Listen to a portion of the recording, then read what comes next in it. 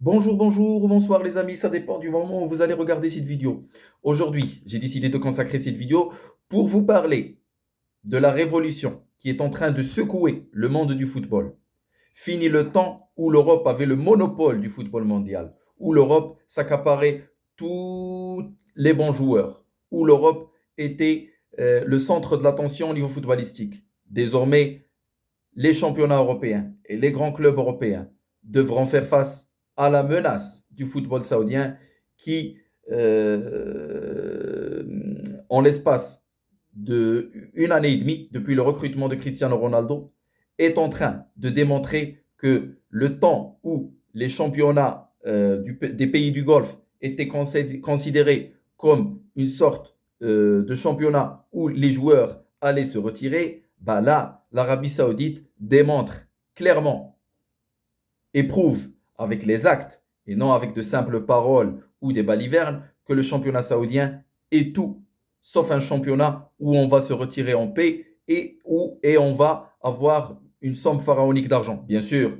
les sommes pharaoniques d'argent et les joueurs vont avoir beaucoup de richesses, mais je peux vous dire que les exigences et que le niveau de jeu et que ces investissements de l'État saoudien, c'est pas de la rigolade, c'est pas sur des coups de tête, par exemple de quelques chirs qui veulent se permettre des choses excentriques. Non, c'est une politique d'État. Tout d'abord, avant de parler du volet footballistique, il faut expliquer pourquoi cette politique. L'État saoudien essaye de diversifier ses sources de revenus. On sait que l'État saoudien, les principaux revenus de l'État saoudien se basent principalement sur le pétrole et sur ce qu'on va appeler le tourisme religieux avec le Hajj et la Umrah, avec les pèlerinages de l'islam. Mais l'État saoudien décide, dans une nouvelle vision qui s'étend jusqu'en 2030, de changer un peu la vision du monde à l'État de l'Arabie saoudite.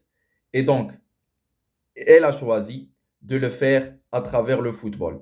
On sait que l'État saoudien s'est porté candidat au Salon Expo de 2030. Et donc, dans cette vision-là, il y a une vision qui essaye de démontrer que l'Arabie saoudite, c'est pas seulement le tourisme religieux, c'est pas seulement le pétrole. Et donc, ils ont choisi de faire ça à travers le football. Donc, l'État saoudien a investi des sommes extravagantes d'argent pour permettre à leur club d'attirer les meilleures stars du football. Et donc, à travers ça, ils essayent de développer du tourisme parce que à travers ces stars et à travers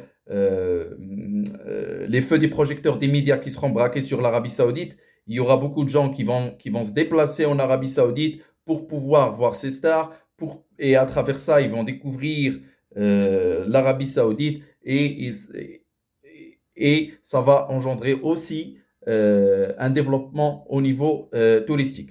Pour revenir au niveau footballistique et pour parler du volet footballistique.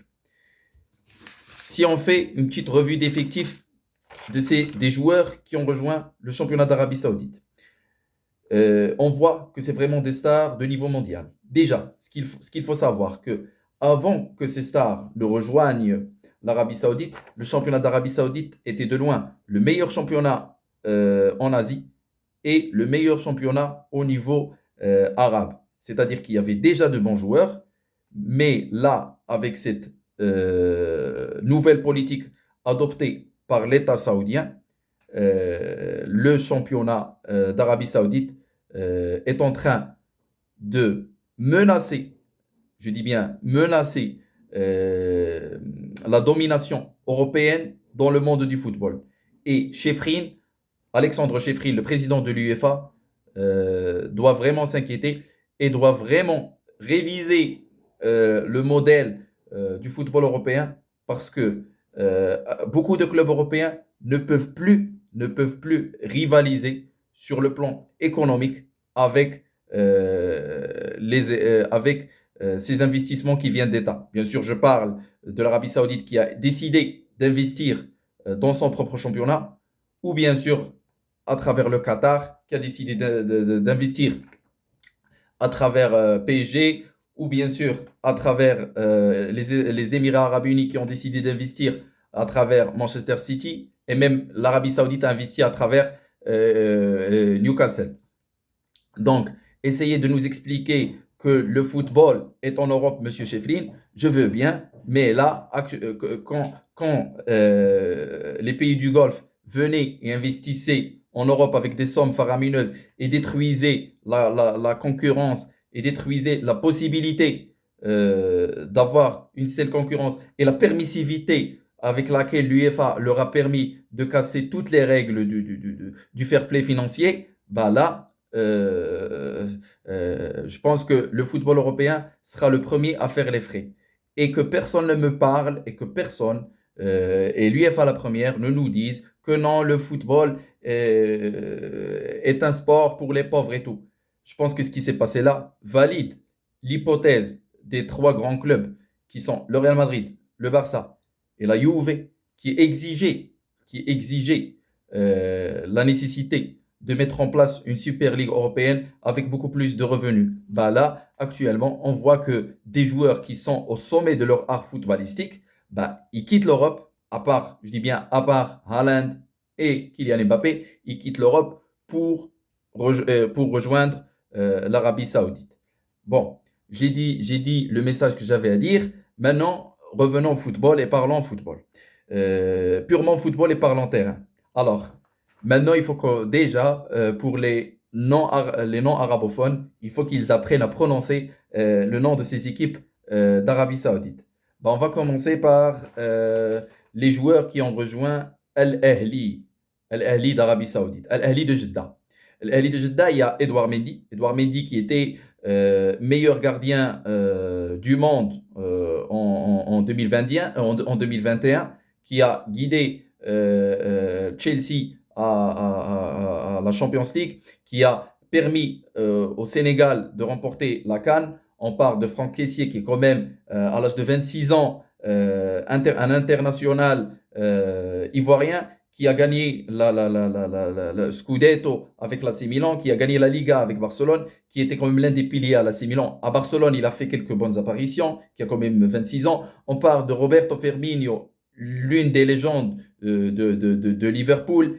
On parle de Riyad Mahrez, l'Algérien, qui quand même a fait les beaux jours de Leicester et de Manchester City et qui vient de remporter le triplé historique avec Guardiola et qui est quand même champion d'Afrique avec l'Algérie. On parle aussi d'Alain Saint-Maximin de Newcastle qui était quand même dans le viseur de plusieurs grands Européens. On parle aussi Riyad Boudbouz qui a quand même passé par des clubs en France.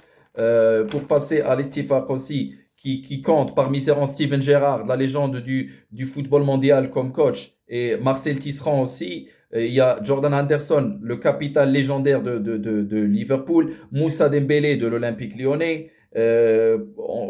Pour les Hilal, on parle de Jorge Jesus, le coach légendaire de Benfica. On parle de Khalidou Koulibaly, qui était quand même l'un des piliers de Napoli, qui a été recruté à une somme pharaonique à 80 millions d'euros de Chelsea. On parle de Milankovic Savic, qui a été recruté avec 40 millions d'euros de Lazio et que beaucoup de grands clubs voulaient avoir dans leur rang. On parle de Ruben Neves, qui a été recruté de Wolverhampton avec 60 millions d'euros et qui est un international portugais de 22 ans. On parle de Malcolm, le Brésilien, qui a été recruté du Zénith Saint-Pétersbourg avec 60 millions d'euros et qui venait et qui était passé par le Barça, qui est quand même un grand joueur. C'est pas un vieillard, c'est pas une fin de carrière. Et bien sûr, on parle de Neymar Junior. Neymar Junior, qui est quand même l'une des grandes stars et on sait que son hygiène de vie, c'est pas la meilleure, c'est pas un joueur très discipliné, mais c'est quand même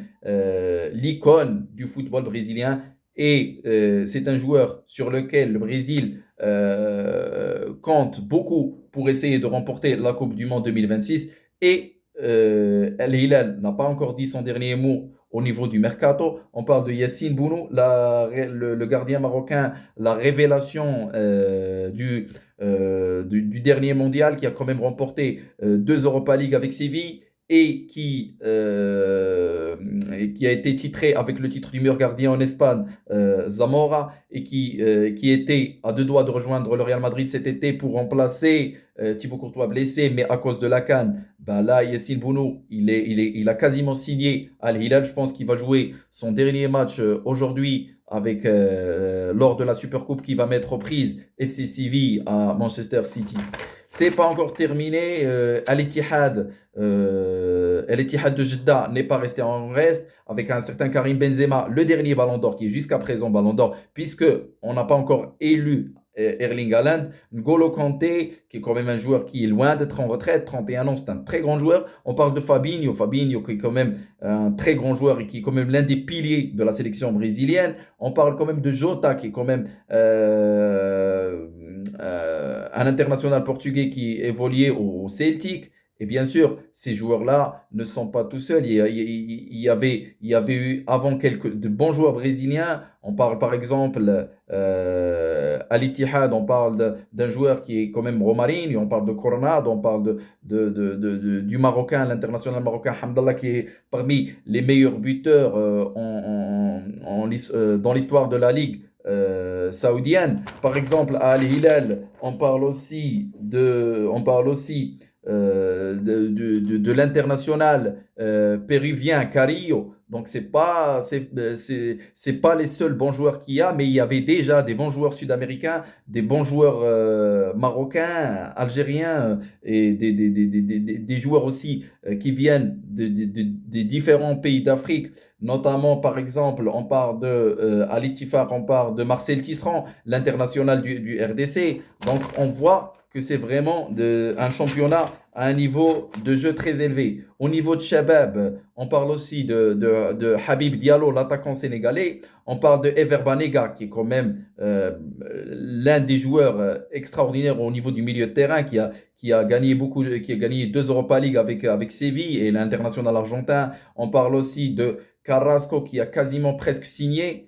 Et pour finir, on parle de Nasr, le club de Nasr, qui est le porte-étendard Cristiano Ronaldo. Mais il y a David Ospina qui est actuellement blessé. Mais on sait que David Ospina, c'est un gardien qui est passé par Napoli, par Arsenal. On parle de Telles, Alex Telles, qui est quand même l'ancien de Manchester United. On parle de Conan, l'international ghanéen. On parle de Brozovic, qui vient de faire une saison magnifique, soit en Coupe du Monde, soit avec l'Inter de Milan, et que beaucoup de grands clubs désiraient. Et Brozovic, c'est parmi les piliers de ce milieu de terrain magnifique de la Croatie avec Modric et Kovacic. On parle aussi de Sékou Fofana qui est l'international ivoirien qui a fait une excellente saison avec Lens et qui était âgé de 28 ans et que tout le monde espérait voir avec Lens en Champions League, mais il a fait ce choix de rejoindre Al-Nassr. Il y a aussi Sadio Mané qui vient qui est quand même l'une des légendes de Liverpool et qui est passé par le Bayern Munich avec un passage non réussi, mais là il rejoint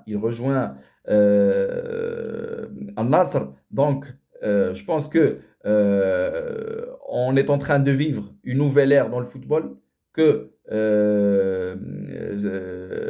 l'Arabie Saoudite a mis en place une stratégie, qu'elle a tous les arguments pour rivaliser avec les championnats européens. D'ailleurs, on voit que beaucoup de chaînes sportives européennes se sont ruées pour essayer d'acheter les droits. Et c'est pas fini. Je termine sur ça. Je dis que le mercato européen se termine le 2 septembre, mais le mercato de l'Arabie Saoudite, il se termine le 20 septembre.